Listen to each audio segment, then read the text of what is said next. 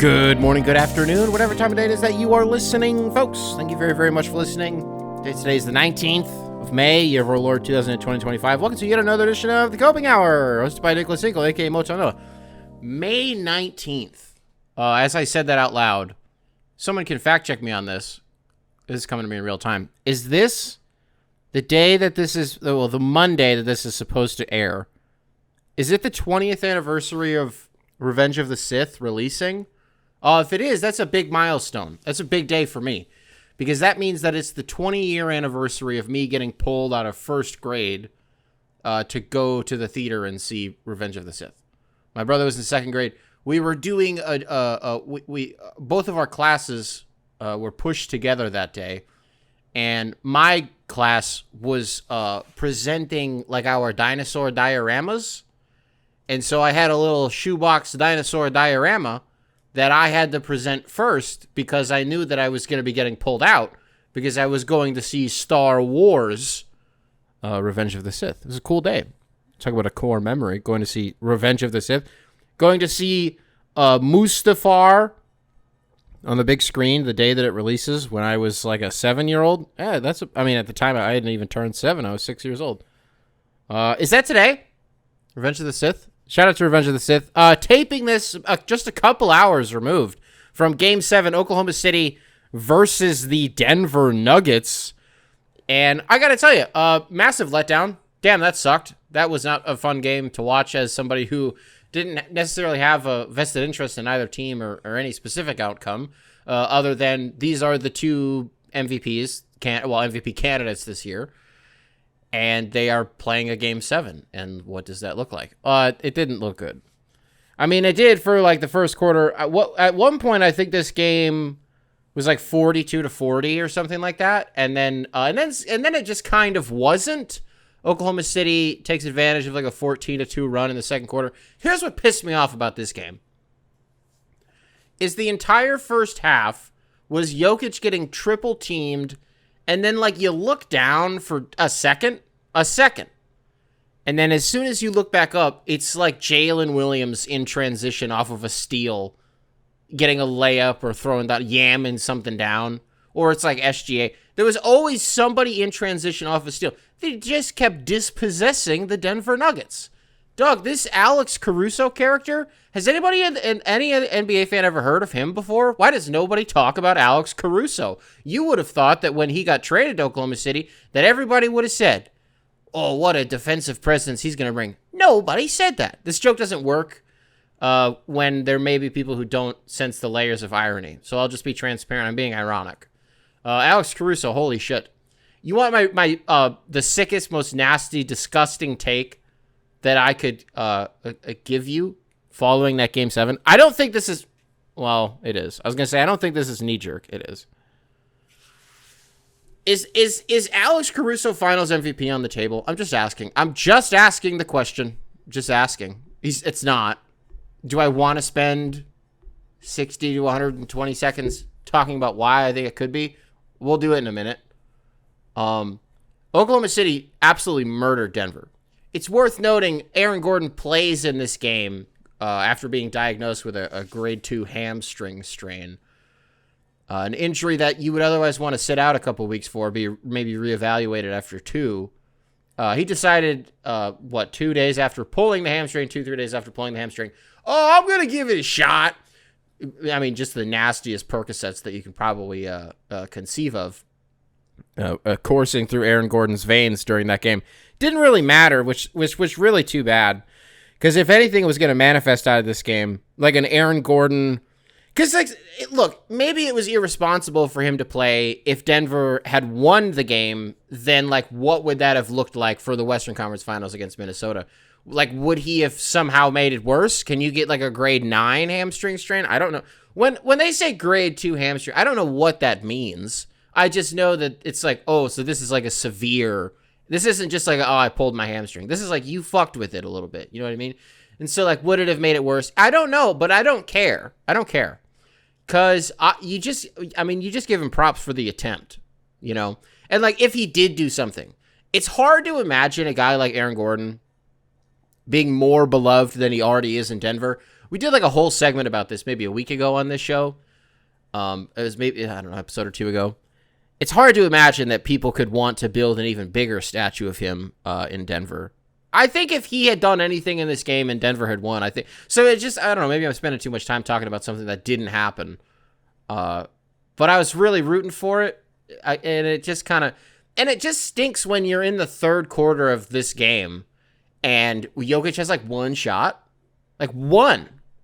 And it was a buzzer beating attempt at like the end of the first quarter. And you're like, oh.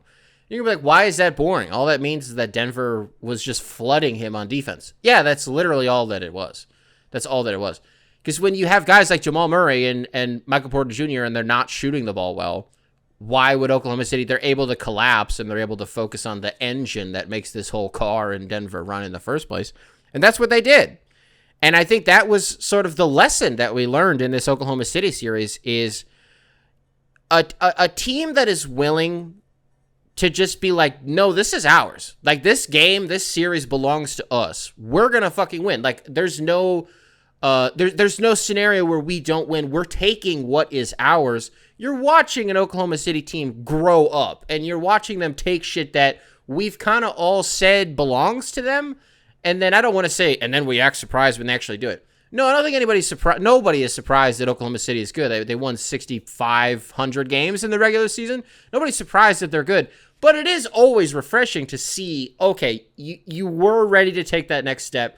This wasn't just like we're good in the games that quote-unquote don't matter for 82 games in the regular season. And then the playoffs come around, and then for whatever reason, whatever we want our scapegoat to be, it just never works out. Last year, everybody was kind of like, as long as Oklahoma City wins one series, you got to be happy with that. I believe that is how it ended up going, is they won one series. I think they lost in the second round. Did they lose to Minnesota? Is that how it worked out? I don't remember. And then this year, and there was no shame in it. They were a top seed. Were they a one seed, or they were top of the table? And it was like, but whatever. It's a young team, and they got to just get experience. And then they got the experience, and they ponied the fuck up. And now Shai Gilgeous-Alexander, a guy who you would assume could be the MVP. The fact that it still hasn't been announced is just annoying. Been a big topic of discussion on the internet this week. It's like, why the fuck don't we know about who won MVP? The regular season ended a month and change ago. But this debate also has raged on for, it's just so frustrating that they wait as long as they do. They punted on the whole NBA awards show thing that they did in June. They did it for like 2 or 3 years, and they're like, this isn't really the formula anymore.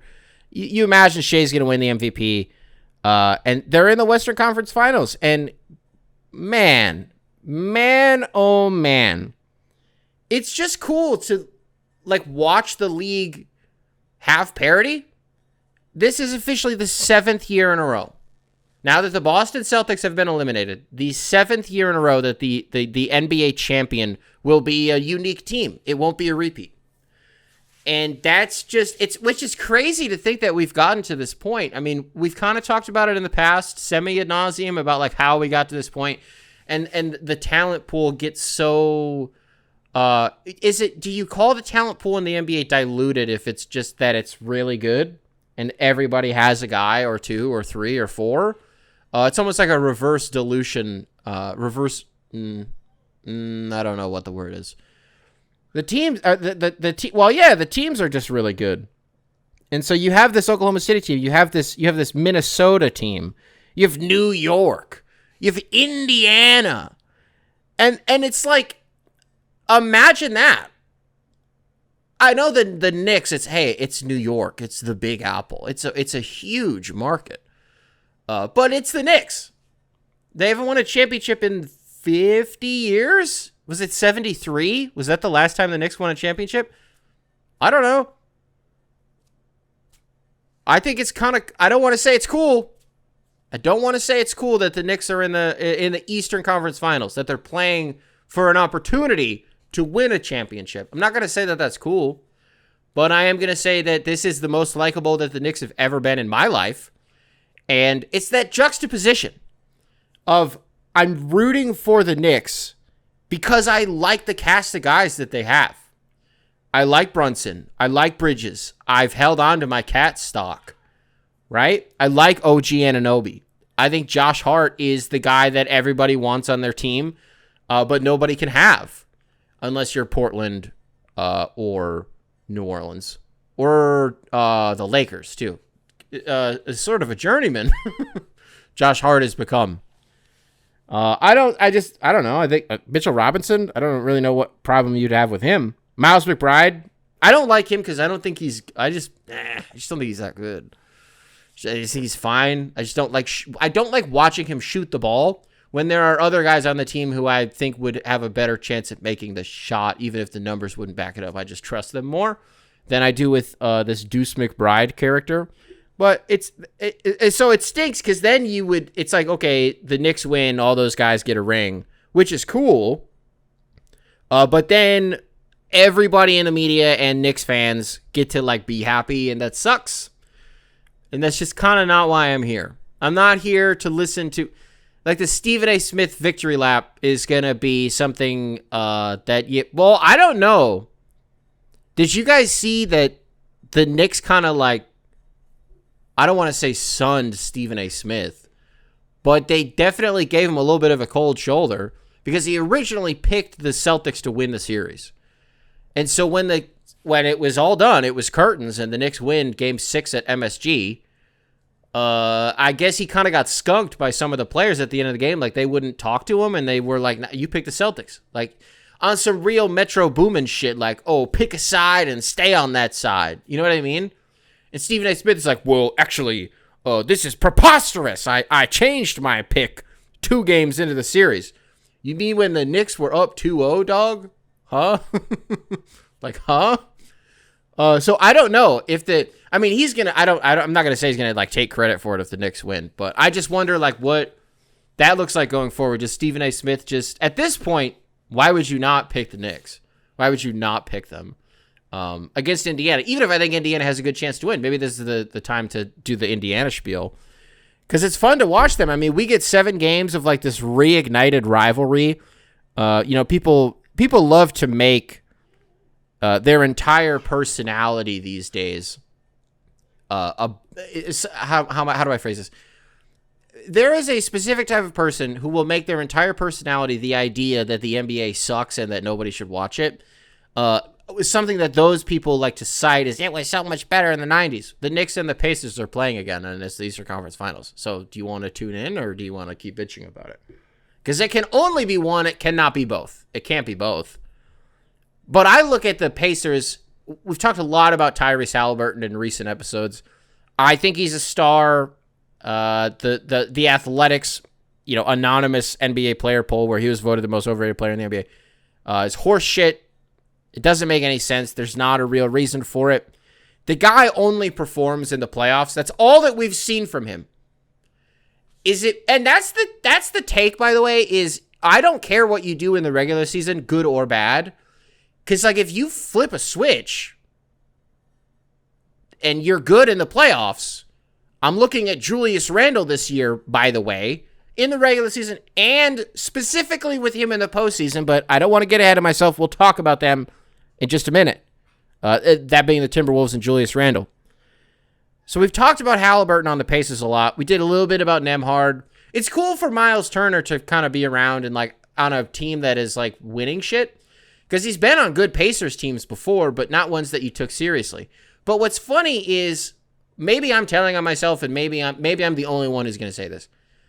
Last year in the playoffs, nobody thought Indiana was going to do anything. That I know for a fact is true. And then they kind of did, and everybody just went with it because it was cool. There was no reason to hate on them, right? This year, regular season was kind of the same shit as it was a year ago, only Tyrese Halliburton sucked for like a quarter of it, a third of it, maybe a 40% of this. I'm embellishing if I say Tyrese Halliburton sucked for 40% of the regular season. A third of it is probably closer to it, right? They were fine, but the playoffs come around, and it's just different, right? How about Pascal Siakam? Because Pascal Siakam's NBA career so far, 2017, he won a G League championship and was the finals MVP. 2019, won a ring with the Raptors and also won most improved player. 2020, he was an all-star, all-NBA second team. 2022, he was all-NBA third team. 2023, he was an all-star. 2024, Eastern Conference Finals. 2025, all-star again, and Eastern Conference Finals appearance. He said 20 points a game.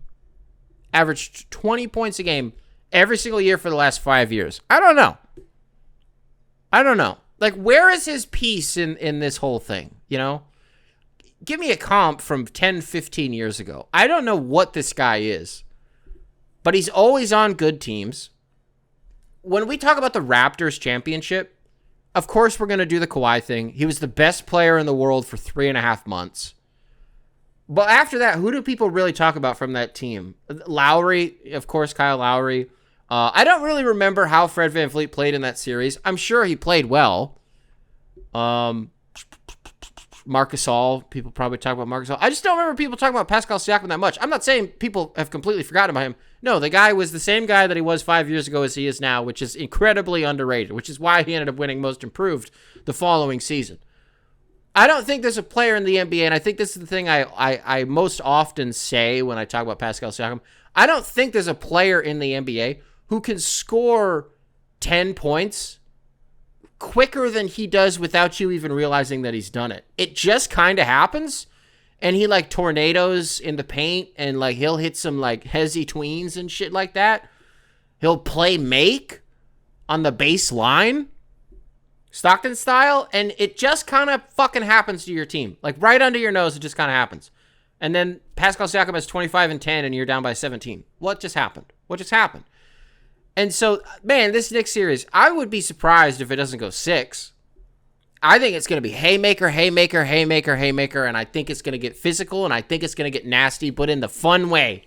In the fun way where you're clapping at your TV and you're getting up. This is playoff basketball, right? You talk about the people who, it was better in the 90s. I think this is going to be one of those series. But sneaky, you want another hashtag, here's the take? What a physical couple of rounds we've had here in the playoffs. Do you give the advantage to the East a little bit? Orlando, Boston was a knife fight. Detroit, New York, knife fight. Boston, New York, I wouldn't call it a knife fight. Celtics kind of laid down in the end. Pacers, Knicks, I think is going to be a knife fight. In the West, well, the Rockets-Warriors series did get pretty chippy, but most of it wasn't real shit. It was like Steve Kerr being like, Steph Curry has an injured thumb, and the Rockets are targeting that, and that is bad etiquette. And I was like, not just me. The world was like, yeah, man, that's kind of just what you do when you know that somebody's hurt and they decide to play in the game. That's sort of the gamble that you're taking by letting them play. Like, it was honestly interesting to me that Oklahoma City wasn't immediately hunting Aaron Gordon, again, given the aforementioned hamstring injury that we talked about at the top of this. I thought it was interesting that they didn't do that. I guess they just kind of didn't have to. Was he moving around gingerly? Honestly, I wasn't even paying attention to him. Wherever Alex Caruso was in that Game 7 against Denver, that is who I was paying attention to. I don't know. Do you give the East to the advantage of in terms of physicality? Maybe. I don't know. I mean, I would. And so, okay, we go out west. Oklahoma City. Minnesota. Joe Biden has cancer. I don't know, dude. I look at a team like Minnesota, and what's crazy to me is I have to do the thing where I'm like preemptively for all 4 teams in the NBA. If you're new to the show and you don't know about the mental exercise that we do when a team wins a championship, let me briefly lay it out for you. The Raptors win a championship, and we will spend 30 minutes on this show going up and down the roster, and we'll say Kyle Lowry, NBA champion, right? Jeremy Lin, NBA champion. Marc Gasol, NBA champion. We say the name followed by NBA champion, because for the rest of our lives, we will have to refer to that person as NBA champion. And we just like to see how it feels, right? I think Minnesota is the team that I'm having the hardest time with this.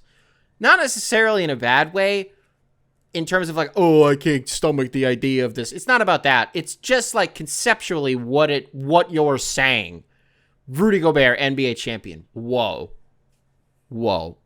Although, actually, I said it out loud for the first time just now, and it does kind of feel right. I don't know.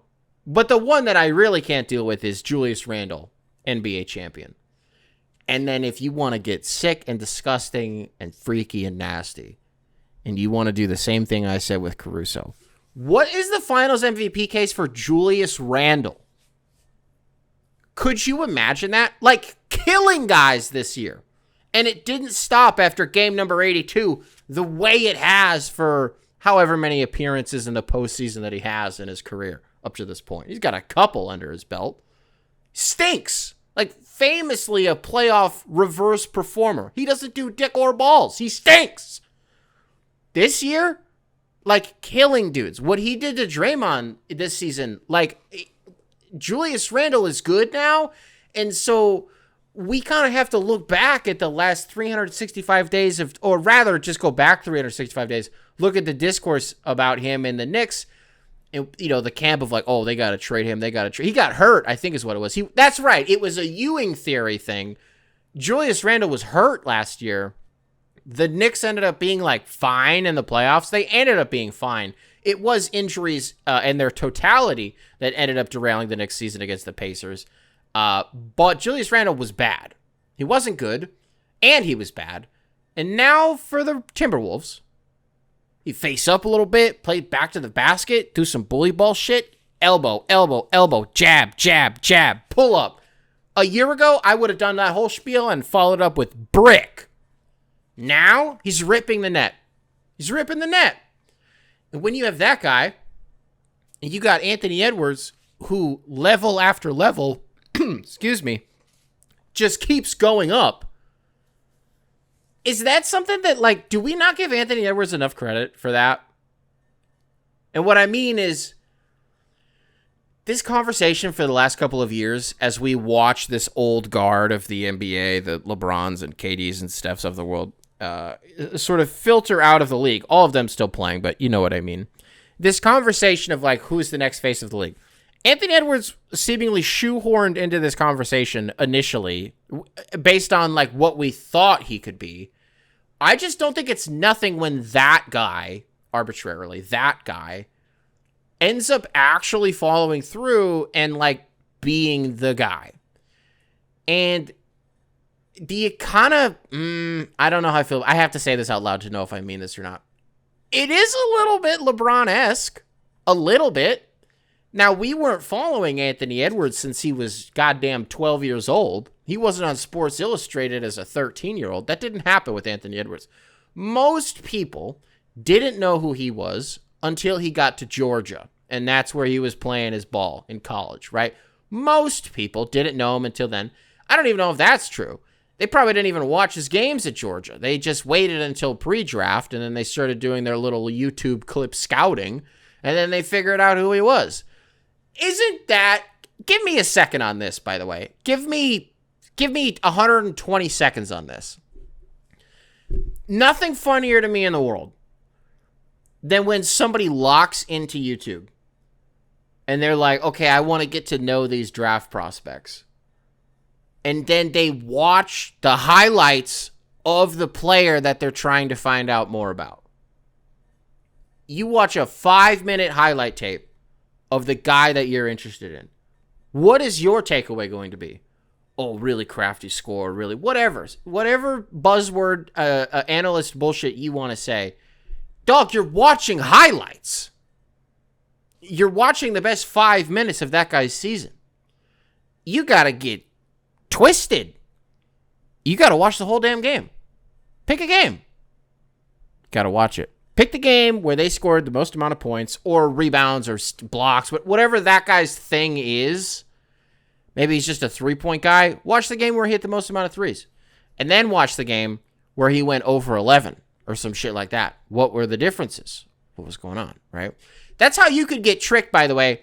Well, not just by the way. Of course that's how you get tricked. Like, I remember when Cade was coming out of the draft, motherfuckers were talking about, oh, he doesn't have these gaudy assist numbers, and if you just look at the numbers, I don't know, maybe he's not that good of a playmaker. Dude, you could find a 30-minute supercut of Cade's teammates at Oklahoma State bricking the assist opportunities. 30 minutes. I mean, we're talking 500 assists that got left off the board because cats just like couldn't hit shots. And then it was a reflection on Cade and his inability to play make. Fuck out of here. Shut up. Stripping it of its context. Something that we like to do very often on this show. But not when it has consequence. Not when it actually matters and it's about shit that's real, right? All right, my 120 seconds are up. Anthony Edwards, NBA champion? Yeah, dog. Yeah. Naz Reid, NBA champion? I'm not trying to, put the horse above the cart and make the wheels fall off and give the horse a carrot or any bullshit like that, but over Oklahoma City? No, probably not. But we also thought that Cleveland was going to moonwalk to the finals, and they kind of didn't. A lot of reasons why they didn't. I mean, you talk about teams getting hurt. That's one of the things that did Cleveland in. But I'm excited. I'm just really excited that the NBA is in the place that it is, and of the I think 5 teams that had the best odds to win the NBA Finals coming into the playoffs, 4 of them are gone. It's just Oklahoma City. It is literally just Oklahoma City left. And then if you care about gambling, the Knicks, I think, before the playoffs were like plus 1,300 maybe. Right now they're like plus 450. Yeah. So looking like that. Why don't I call it right now? I don't want to do this. I don't want to spend the first 25 minutes of the show talking about this and then not give you some lofty prediction at the end. I said 6 or 7 for the Pacers Knicks. It has to be. Nobody gets hurt in that series. Nobody gets killed. That's how it's going to go. Nobody gets hurt. Nobody gets killed. If the series ends in less than 6 games, somebody got hurt and somebody got killed. Who do I want? No, not who do I want. Who am I taking? Well, the question I posed at the end of the last episode was, in a 7-game series, do you want Halliburton or do you want Jalen Brunson? Because this is the second year in a row that those are the 2 best point guards in the East in the playoffs. Tyrese Halliburton, Jalen Brunson. Who do you want? A lot of you guys said Tyrese Halliburton. Most of you guys said Tyrese Halliburton. I think I might be with you. If not just for his ability, then at least he won't mysteriously disappear for like 8 minutes and fake an injury. He's not faking injuries. That's just my girlfriend getting into my head with her damn propaganda. My girlfriend. If Jalen Brunson is on the screen, she's like, fuck you, you're a bitch. I've never heard this woman talk about anybody like this before. She cannot stand Jalen Brunson. So in this house, we might end up rooting for Halliburton. But again, as a cast of guys, like I said at the beginning, the Knicks, I'm not that mad about it. I just don't want what comes with the Knicks winning a championship. It's like the Cowboys in that sense, except the Cowboys don't have fucking anybody likable other than like CeeDee Lamb. In the West,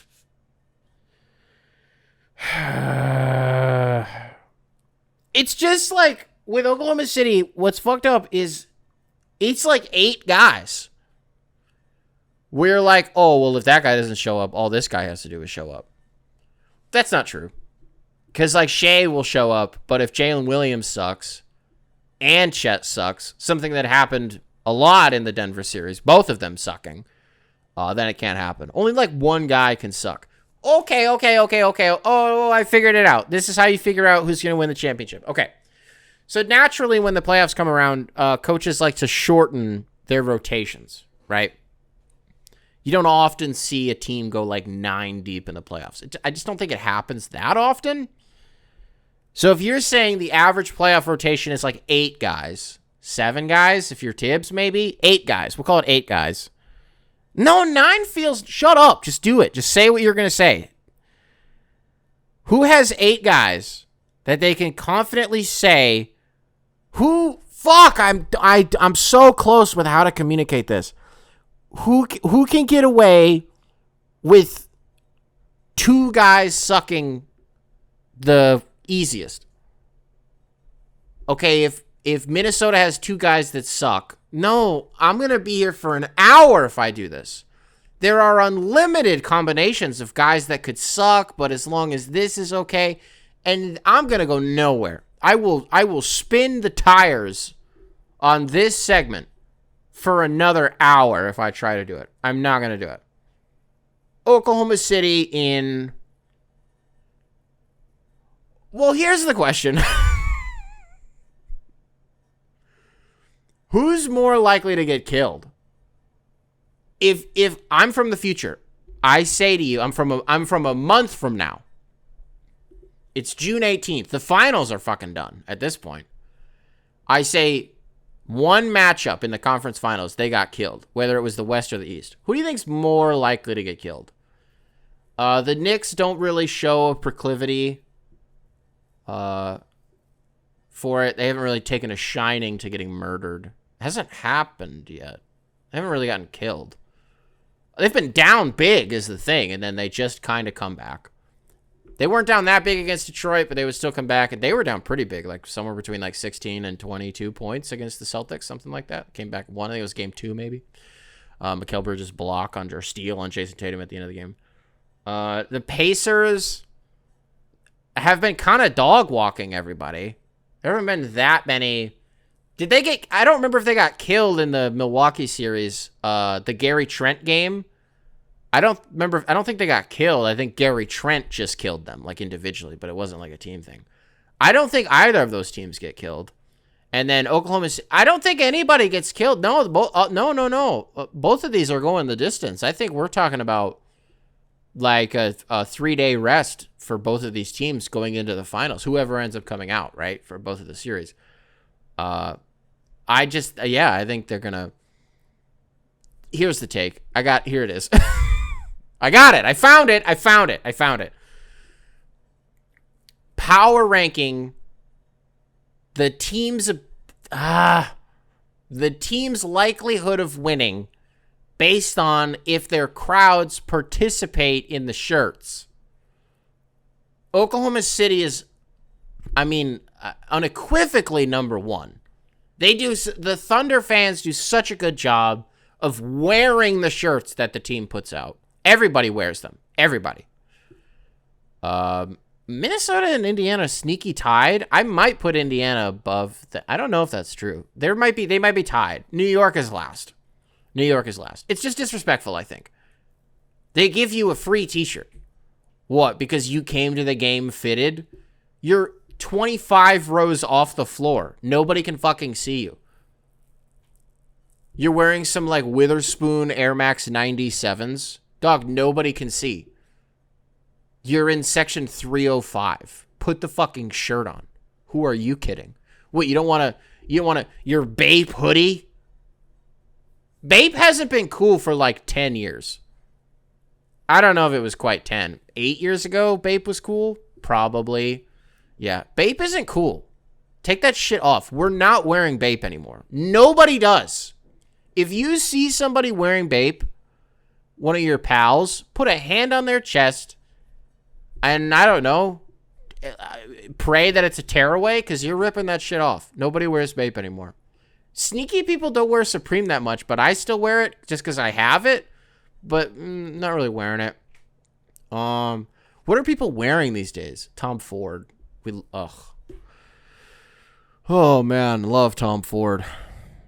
Got some Tom Ford sunglasses. All of our liquidity as a couple is in sunglasses.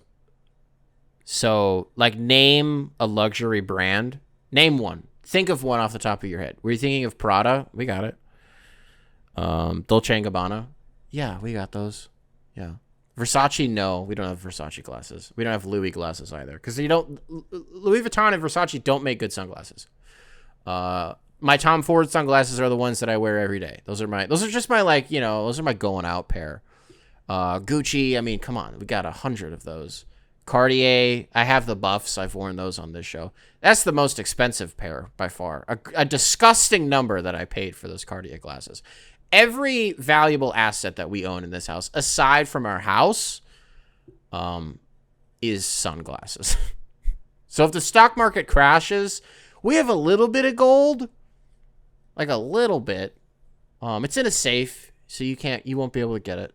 If you break into my house, you won't be able to get it. There's no fucking way you can get into my safe. There's no way. Got some gold in there. I push back on that all the time, though. The gold heads out there collecting all that AU. They go to like Costco and they get the gold bars. And they're like, when the economy collapses and the world descends into anarchy, this gold bar will be valuable. It'll be, for trading or, goods and services and shit like that. Survival, you got gold bars. I guess my question to that has just always been like, what the fuck is somebody going to do with a bar of gold in like a nuclear holocaust? That's not like a tangible asset for them to possess, because what are they going to do with it? You're going to say that it just goes back into the economy and that they're going to trade with it.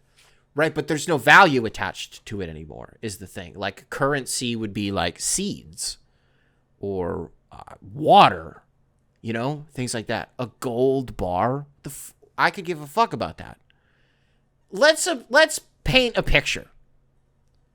America descends into civil war, and we're separated, and it's sort of like it's not like the Civil War that we actually had in America, where there's like actual battlefields and shit like that. It's like the Troubles in Northern Ireland, where there's just a bunch of domestic terrorism that happens all over the place. There's never actually like a quote unquote battle that's being fought. It's just dudes bombing out like libraries and doing car bombs and pubs and shit like that. Maybe doing like drive-bys and stuff. We descend into chaos and these massive dividers go up. Well, and then the United States, the dollar just tanks. Well, no, but I'm painting this picture doesn't make any sense, because then the people would still use the currency. I don't know. I don't think there's ever a world where the gold would be valuable. Paint that picture for me. Well, actually, the one I just did, gold would be valuable. The scenario that I just laid out and then punted on is the scenario where gold may be the most valuable. After I was like, this doesn't make any sense. So luckily we have some. That'll scrape us by if America does descend into some sort of civil war. There's like not a nuclear holocaust. That's when it doesn't matter. Fuck. How long did I spend on that? What were we supposed to be talking about? I was doing a whole thing in my damn head about, what's crazy is clearly the NBA doesn't care about drug testing, because LeBron's been doing them for 20 years. He's been taking human growth hormones for over 20 years.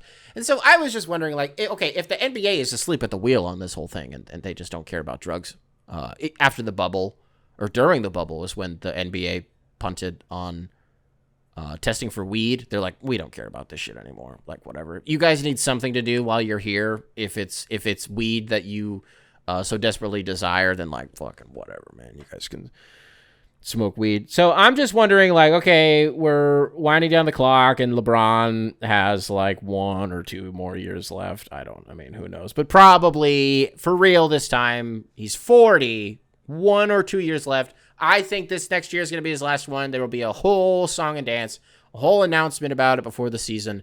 He'll get his farewell tour. It'll be a whole thing. But at worst case, or best case, however you want to look at this, 2 more years. So, like, you're telling me if LeBron smoked rocks for, like, 1 game, you know what I mean? Like, the NBA would really catch that? I don't think that they would. Because, like, what does that look like? Right? I'm not saying it has to be his last game of the year, but maybe he's in Charlotte and, I don't know. LeBron's got like a little one-hitter or something before the game. He's just like smoking crack. And then he plays the game. He scores 136 points. And then what else is he doing in that game? He's stealing shit from people who are sitting courtside, but then also helping them look for it. Right? So LeBron chases a loose ball out of bounds. He goes flying into the stands. He yanks someone's chain off. Every time LeBron, he keeps diving into the stands when he doesn't have to. And every time he comes out, he's just got more and more chains on. And so he's going up to his damn Flavor Flav and he's jangling around. Everybody's like, what the fuck? You took my chain. And he's like, that's fucked up that somebody took your chain. They're like, no, you took my chain. He's like, that's fucked up. I'm going to help you look for it. I'm going to help you. And then he knocks over someone's drink. So there's a timeout and they got to start cleaning it up. And he's going back and forth with this person. And he promises them their jersey. His jersey. He says, I'll give you the jersey after the game. I don't know who took your chain, but that's fucked up. I'll give you my jersey after the game. He's doing this every 45 seconds. By the end of the game, everybody has had shit swiped from them who's sitting courtside. Every single person in the arena has been promised LeBron's jersey after the game. He's got 136 points. and he fouled out in the first quarter. The NBA is just like, that's Bron. That's LeBron. Oh, that crazy LeBron. What a guy. He's just always one-upping himself and always showing us that time is, in fact, an illusion. Ran out of steam on that one. If you did like a panic meter, a panicometer for teams in the NBA, where do you think the Celtics are at right now? Is DEFCON 1... That's the most urgent, right? It's like you get tricked by it. You would think it's DEFCON 5 is like the most urgent. I think it's DEFCON 1. Who's DEFCON 1 right now in the NBA? Lakers? No, not DEFCON 1. They're not like fully panicking, but it'll be interesting to see how they navigate this offseason. You think about teams who were recently, I mean, I don't know, the Warriors just got bounced. Are they panicking? No, I don't think that's the right word. It's like,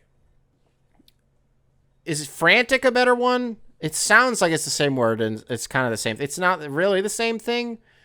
I think the Warriors are more concerned about, like, the thing that they've been concerned about for the last 5 years since they won their last championship in it was 22, so it was 3 years ago.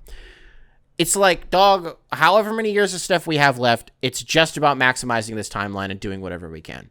And they thought that was going to be bringing in playoff Jimmy, and then the playoffs came around, and he forgot that he was playoff Jimmy. Oh, Nick, but Steph Curry wasn't playing. Steph Curry wasn't playing in Miami either. I don't think he was playing in Miami either. Oh, Nick, Jimmy Butler was hurt. He had a mysterious glute injury. He moved to San Francisco, and then 2 months later, they're like, it's his glute. We don't know what happened. He just showed up to practice, and he's like, my ass. Hurts. Are they panicking? Eager to get off Kuminga. Pause. Eager to trade him. Probably that. Who's going to get tricked? Oh, who's going to get tricked? Who's going to get Kuminga? He'd be funny in Portland. But I actually think that would work. I mean, they figured it out with Denny Avdia, and he stunk. He was not good. And then he became good. Scoot Henderson, they figured it out with him. He wasn't good last year. He was, I don't want to say great this year, but Scoot Henderson, he's pretty good this year. Jonathan Kuminga in Portland? Hold on. I kind of want to expand upon that. I'm just thinking about a guy that, like, nobody wants and nobody really cares where he goes, and if he puts up, like if he goes to Charlotte, if Jonathan Kuminga goes to Charlotte and quote-unquote figures it out, and is averaging, I don't know, 17, 8, and 3. Are people, who's going to get tricked then? That's the take. We're finding a lot of takes in this episode, right? This episode is a fucking goldmine for takes. I don't think wherever Kuminga ends up this summer will be an indictment on who was tricked. I think the real take is, it's like Kyle Kuzma style almost, where Kuzma is like an integral piece of this championship team in Los Angeles, right? I think he had a buzzer-beating 3 in the bubble. Mandela effect, maybe? That happened. Pretty sure that happened. Gets traded to Washington, and we're like, for Russell Westbrook, Kuzma, that's too bad. But now it's like you kind of have your own team a little bit. Eventually, Jordan Poole goes there too, or whatever the timeline on that was. It's like they're literally not doing anything else. It's like it's him, Jordan Poole, and like Corey Kispert, and like, like rookie Bilal Coulibaly and shit like that. And Kyle Kuzma is just hooping, right? But then it's like Milwaukee got tricked because they saw that there was good basketball in him in the past because he had LeBron. Also because Kuzma was just actually good. And then they got a little bit duped this year. So this is a very long-winded way of saying, I think it's the Kuminga. It's the same thing with Kuminga. So when he goes to Portland, when he goes to Charlotte, it's about when he puts up the numbers that the people who still have his stock are saying that he can put up, because there's like two camps. It's either he can't pass, he can't shoot, he can't rebound, he can't defend, he can't dribble, he can't tie shoes, and he can't breathe. Or it's like Steve Kerr doesn't know how to use him. Okay, well, what happens when he goes to one of these teams and he figures it out, and then like a Houston, arbitrarily, Houston is like, what about Cam Whitmore and stuff for Jonathan Kuminga? I think you'd lose that deal, which, by the way, is a whole nother thing. I'm not going to put Houston on like the panicometer. I don't think they're panicking, but I do wonder if there's some urgency in Houston to figure it out quick. I'm not saying anything about what happened against Golden State. It's not about Golden State and that series and how this season went specifically. It's literally just, where are the Rockets? We have a roster that we really like. Clearly, we can win a lot of games. Whether the 3 seed this year, we can win 50 games with this team. But the West is only going to get better. They're adding Cooper Flagg. They're potentially adding Giannis, sub-take to that, because of that, and the reality that is the Western Conference in the NBA. I think Giannis, if he does want to get traded, should stay in the East. He'll go to the fucking finals next year. The East is going to stink, especially with whatever's about to happen with the Celtics. I just wonder if Houston is feeling the heat a little bit, right? Where do they do the Jaylen Brown thing? That's been the talking point ever since the Celtics got eliminated, is you were watching the Celtics-Knicks game 6, and you couldn't help but be left with the impression that the Celtics literally gave up. The sound that you just heard was the Celtics throwing in the towel. And then the game ends, and they're like, Jaylen Brown's been playing with a partially torn meniscus for like 2 months now. And you're like, that's what it is. So that's why he fouled out in the third quarter down by 100 points, and Joe Mazzulla didn't take him out. He just kind of let it happen. You can't really be mad at Joe Mazzulla for that, because it's like, we're down by 100, and this is an elimination game, and I don't care if you have 5 fouls. You will literally die out there. Something that Joe Mazzulla would actually say. So is it the Jaylen Brown thing? What's going to piss me off, I don't think we have any reason, by the way, to believe that what I'm about to say is true. I'm just sort of just creating a straw man here. I really hope that Houston is willing to play ball. If they really want to do this thing and they really want to add a guy, like a real capital G guy. Is there any guy? Is there any more of an available capital G guy than the one who just won the conference finals MVP and the finals MVP a year ago? Who also has a partially torn meniscus, but he'll be fine by the time the regular season starts, I'm sure. It's 5-6 months from now. He'll be fine. Probably. I'm not a doctor. I don't know. What I'm worried is that they're going to call, similarly to the little mental exercise we were just doing with Jonathan Kuminga, and they're going to be like, do you want Cam Whitmore?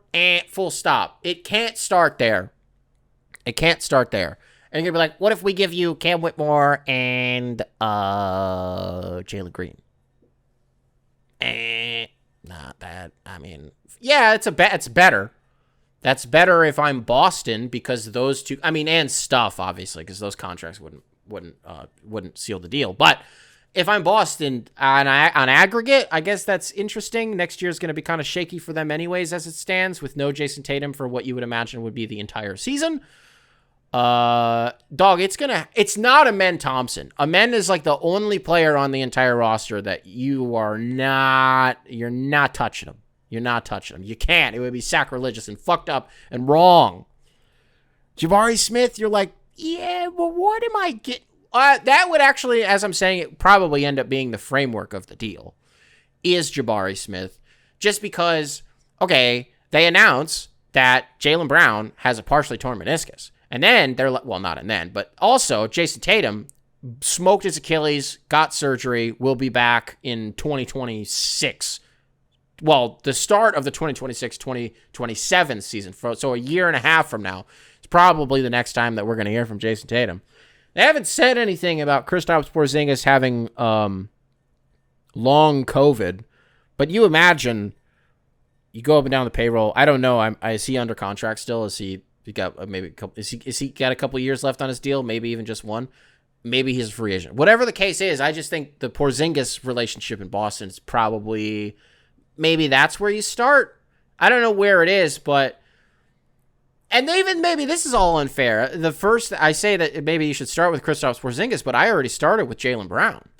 I don't know if that's fair of me to do that. Why, Nick, is it your first idea to break up the Jays.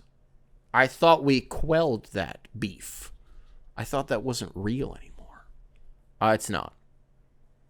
We did do it during the Olympics because Jaylen Brown wouldn't shut up about not being on the team, and then Jason Tatum was just getting like DNP after DNP, and it was funny. But I'm not trying to break them up. And honestly, I think here's the take. Found another one. Like mining. I could be mining for Bitcoin right now with the luck that I have finding all these damn takes. You just talk long enough and eventually some takes will start flying out. You know what I mean? I already forgot the take. I forgot the fucking take. Oh, well, it just should be a last resort. I think that if like the break glass in case of emergency, if you're the Celtics, is break up the Jays. Because you just have so many guys. It's such a deep roster. You could probably get 2 seconds for Luke Cornett the way that he just played in the goddamn game 5 of that series. On the strength of one game, you might be able to get 2 seconds for Luke Cornett.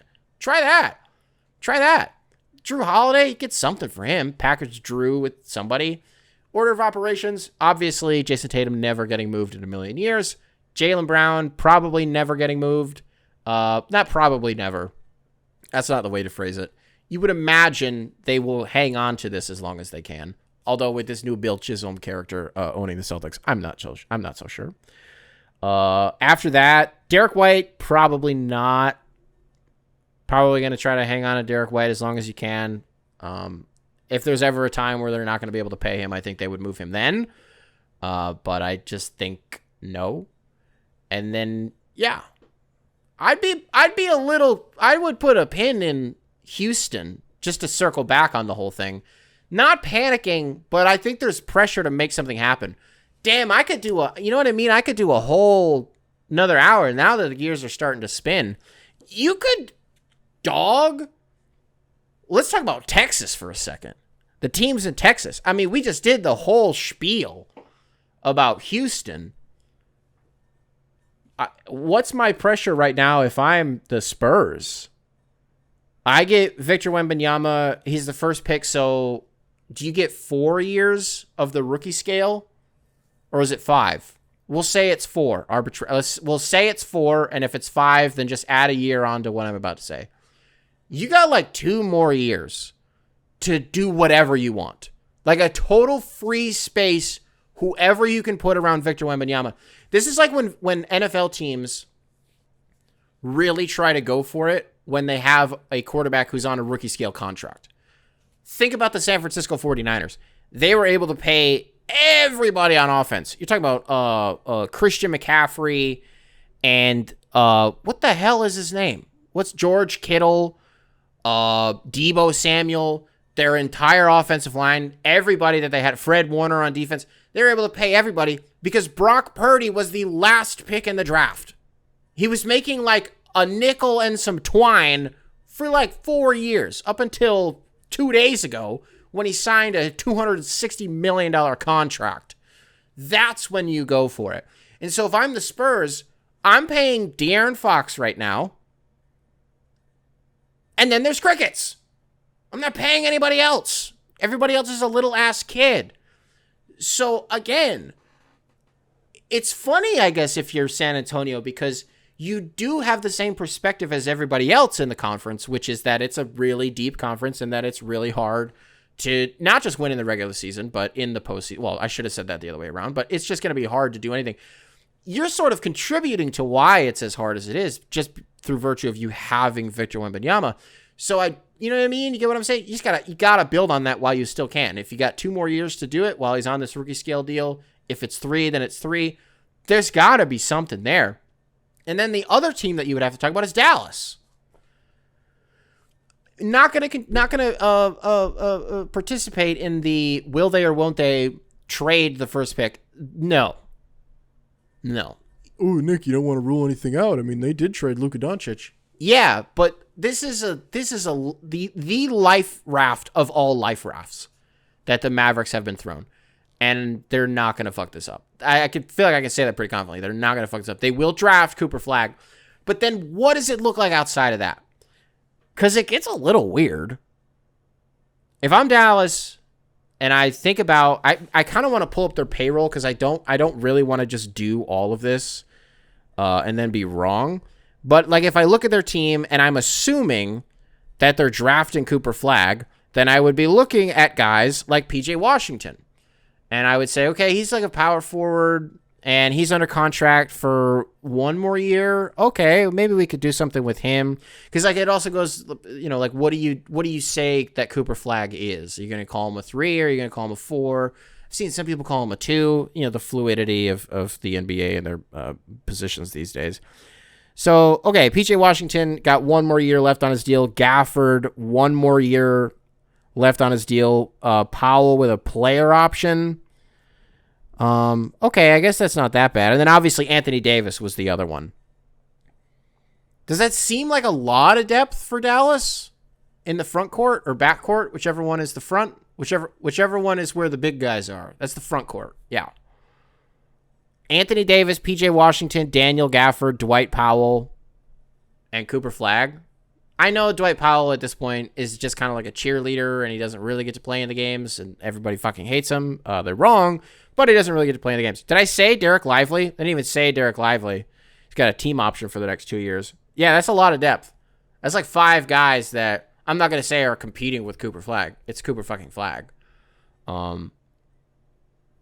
Also, again, just kind of goes down the position. So I just wonder, you look at all of those guys and who's going out, and then in return, who's going to come back in? Because you're going to be missing Kyrie, who's got a player option this year worth $44 million. You think he's going to opt into that with like a smoked knee, whatever he's got going on? He's going to miss, you would imagine, some time next year rehabbing from this injury. Do you get like a stabilizer in the meantime? I don't know. Do you do some draft night shit? You do a full clean slate on this thing. And you get like, I don't know. Tyrese Proctor isn't the right name to be throwing out here. Jace Richardson? You like that? If you're the Mavericks? Oh, I like it. Fuck. I like it. If I'm Dallas, where is Jace Richardson projected to go? I don't know. I have no idea. I'm offering anybody to that team. But I would like to start with the aforementioned guys in the playing up front around the rim. I would start with them. I would say call Detroit. They don't have a first-round pick. Call Minnesota. Minnesota's going to be picking in like the late teens, early 20s because of Detroit making the playoffs. Call Minnesota for that pick. Offer them... Fuck, who do they need? They don't really need any of this shit, to be honest. They don't. Give them... I don't care. But get the Timberwolves pick from Detroit, which was... from Detroit, and then get Jace Richardson. And then, boom, now you have him and Cooper Flagg and Anthony Davis and Kyrie Irving when he comes back, and you have Klay Thompson, and you have PJ Washington, and Daniel Gafford. You want to have all these guys. You traded some of them to get Jace Richardson. How about this character? Who the fuck is Brandon Williams making $47,000 for the Mavs this year? Next year it jumps to $2.2 million. Who the fuck is this guy? Brandon Williams has played in the NBA. Who is this? In 2021, 2022, he played 24 games for Portland. Scored 13 a game? Who the fuck is this? And then in 22, 23, played in a different pro league. I assume played overseas? It doesn't say. And then showed up in Dallas last year. Played 17 games. Sucked. Was back this year. Played 33 games. Numbers are... fine. It's 8.5 a game on 40% from 3. And he made $47,000 this year? That's like a week. Was he on the team for a week? He makes $2.2 million next year. So he got waived and stretched is what it is. They just stretched his contract. What the... Man, this whole episode has really gotten away from me. Like, completely, I don't even know what we're talking about anymore. Are we still talking about teams who are panicking? Or are we doing that? We're doing the thing where we're like, oh, let's talk about Texas. Let's talk about them. Let's talk about the boys in Texas. Okay. I mean, that's probably it, I guess. I don't know if I'm running out of steam or if I'm just not doing the show. It's one of them. You know what I mean? It's Spotify listeners. You guys were nice participating in the Halliburton versus... Who the fuck is Brandon Williams? No, you don't have to answer that question. That's not a real question for you guys. Spotify, if I had a question for you guys, the only one that I would think to ask you is, who do you think is the most likely to get killed in the conference finals? Which series do you think has or team, however you want to phrase it? I don't think either of them. We talked about this earlier in the episode. I don't think either series. I think they're both going the distance, at least 6 games, both of them. I don't think that'll be that hot of a take, but I'm curious if somebody out there is like, oh, I don't trust the Knicks, which would not be unfounded. I do not find them to be trustworthy. I just find them to be entertaining to watch. Apple Podcasts. What's up? What's up? If you're watching this on YouTube, be sure to leave a like, subscribe, nice little comment for the algorithm. Make sure to keep primary control in check. And I will catch you guys in the next one. Beautiful. Primary control. Beautiful. Primary control. Beautiful. Primary control.